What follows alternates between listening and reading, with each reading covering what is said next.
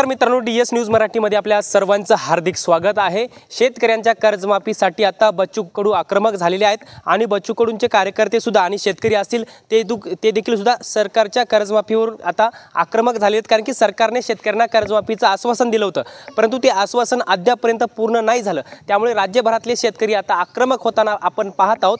आता आपण या ठिकाणी पिंपराळा गावामध्ये आलो आहोत, कारण की बच्चूभाऊ कडूंची उद्या 13 सप्टेंबर 2025 रोजी वाई या ठिकाणी सभा आहे। आता आपल्यासोबत काही गावकरी मंडळी आहेत, काही शेतकरी सुद्धा आहेत। आता आपण बाबांशी चर्चा करणार आहोत। बाबा, काय सांगाल, सरकारने म्हणजे राज्याचे मुख्यमंत्री देवेंद्र फडणवीसांनी शेतकऱ्यांना कर्जमाफीचं आश्वासन दिलं होतं, परंतु अद्यापर्यंत शेतकऱ्यांना कर्जमाफी मिळाली नाही, त्यामुळे तुमचं मुख्यमंत्र्यांना काय सांगणं असेल?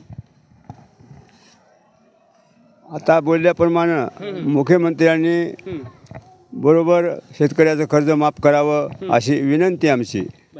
कर्जमाफीची गरज कशासाठी पाहिजे शेतकऱ्यांना? हेच पाऊस काळामुळे नापिकी व्हाली, शेतीमध्ये उत्पन्न बरोबर मिळणं, शेतकऱ्याच्या मालाला योग्य भाव मिळणं, म्हणून शेतकरी भरपूर अडचणीत आहे। नक्कीच। अजून काय आपण बाबा, तुम्ही आतापर्यंत शेती भरपूर दिवस करतायत, आतापर्यंत तुम्ही शेतीवर समजा एवढं पैसा खर्च केला वगैरे वगैरे, पण याच्यामध्ये आतापर्यंत जेवढी सरकार आली सरकार गेली, प्रत्येक सरकार शेतकऱ्यांना फसवते आणि मुख्यमंत्री देवेंद्र फडणवीस सुद्धा यांनी तुम्हाला फसवलंच। हो, देवेंद्र फडणवीस यांनी आम्हाला शेतकऱ्यांना फसवलंय। कर्ज माफ करतो, विम्याचे हे आमचे विम्याचे पैसे सुद्धा त्याने तिकडेच हडप केलेले आहेत, आमच्यापर्यंत विमा सुद्धा आलेला नाही। हो, मग आता काय सांगणार तुम्ही मुख्यमंत्र्यांना? आमचा विमा आम्हाला पाठवा आणि आमची कर्जमाफी करा, आमचा 7/12 कोरा करा। बरं, अजित पवार असं म्हणत आहेत की आमच्याकडे कर्जमाफीसाठी पैसे नाहीत आणि आम्ही कधी आश्वासन दिलं नव्हतं। तुम्हाला सगळे किती दुसरीकडे कामं करायला पैसे मिळालेत आणि शेतकऱ्यालाच द्यायला पैसे तुम्हाला मिळणार काय?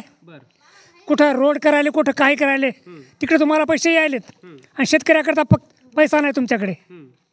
आता नेमकं कर्जमाफी सरसकट सरकारने करावी का काही शेतकऱ्यांनाच कर्जमाफी द्यावी? सरसकट शेतकऱ्यांना कर्जमाफी द्यावी।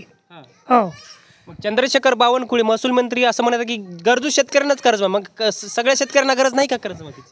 प्रत्येक शेतकऱ्याला कर्जमाफीची गरज आहे, असे याच्यामध्ये आवडानिवड काहीच नाही, करायचे सरसकट कर्जमाफी झाली पाहिजेत। बाबा, काय सांगाल, एकंदरीत कर्जमाफीचं आश्वासन सरकारने दिलं होतं, एकनाथ शिंदे पण आता गुपचूप बसलेत, देणार होते माझं दिलं नाही। हो, असं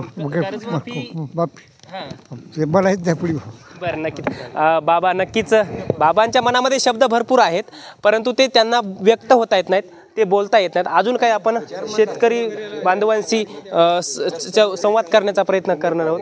आपण शेतकरी संघटनेचे जुने कार्यकर्ते यांच्याशी संवाद करणार आहोत। बाबा, काय सांगाल, सरकारने कर्जमाफीचं आश्वासन दिलं होतं, परंतु आता सरकारने आश्वासन विसरलेलं आहे, त्यामुळे शेतकऱ्यांना एक येण्याची गरज आहे आणि बच्चू कडू सुद्धा शेतकऱ्यांच्या कर्जमाफीसाठी लढत आहे। कसं आहे, निवडणुकीपूर्वी या सगळ्या अजित पवार, देवेंद्र फडणवीस हे सगळे म्हणले होते की आम्ही आम्हाला सत्ता द्या, आम्ही सत्तेवर आलो तर कर्जमाफी करू, मग याने केली नाही। खरं सांगायचं म्हणजे हे उगं शेतकऱ्याला अन्याय आहे, याच्यावर याने कर्जमाफी द्यायला पाहिजे। आणि दुसरी गोष्ट, या कापसामधला कापूस आयात केला यानं, त्याच्यावर आयात शुल्क लावलं नाही। आज 10,000 रुपये कापूस विकायचा उद्या मार्केटमध्ये, तर शेतकऱ्याच्या मातीमोल भावानं उद्या 7,000 रुपये कापूस विकावं लागते। याला कारणीभूत हेच होतं, हे कर्ज आयातला टॅक्स लावा, तुम्ही आयात करा माल, आयातला टॅक्स लावा, कारण हेच आपल्या मुळावर बसलेत। हां, बरं, काका बोला। तुम्ही कर्जमाफी जर नाही केली तर शेतकरी काय आता मुख्य बसणार नाहीत, जसं नेपाळला व्हायला काय कोणत्या मध्ये संसद फुकून दिली, संसद मंत्रालय हे सगळं फुकून दिलेलं आहे, तर आपल्या इथे सुद्धा महाराष्ट्रामध्ये तेच होणार आहे, याची तुम्ही दखल घ्यावी। इथं एका मंत्र्याला गावामध्ये कोणी फिरू देणार नाही, जे कोणी सापडेल त्याला तिथं धरून काय मारायचे ते करतील, सगळे हे करतील, पण तुम्ही कर्जमाफी नाही दिली तर याचा परिणाम तुम्हाला भोगावा लागणार आहे। आता आपण तानाजी भोसले सरांशी चर्चा करणार आहोत। सर, मोठे मोठे उद्योगपत्यांचं राईट ऑफच्या नावाखाली सरकार एका मिनिटामध्ये कर्ज माफ करत असतं, केंद्र सरकार असेल किंवा राज्य सरकार, मग शेतकरी एवढा देशाला जगवणारा, सगळ्या याला जगवणारा शेतकऱ्यांचं कर्ज आश्वासन देऊन देखील सुद्धा पूर्ण केलं जात नाही।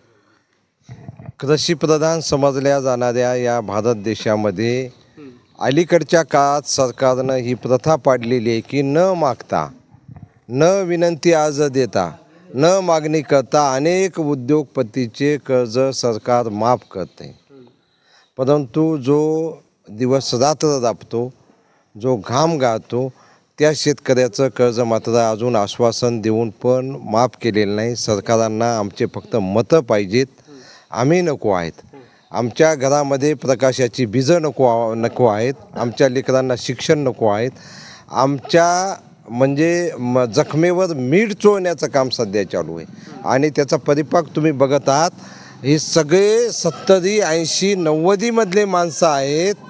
90 पार केलेल्या माणसानं सरकारला इशारा दिलेला आहे की तुम्ही शेतकऱ्याच्या जखमावर मीठ चोळू नका, नसता उद्या नेपाळसारखी स्थिती व्हायला पण वेळ लागणार नाही.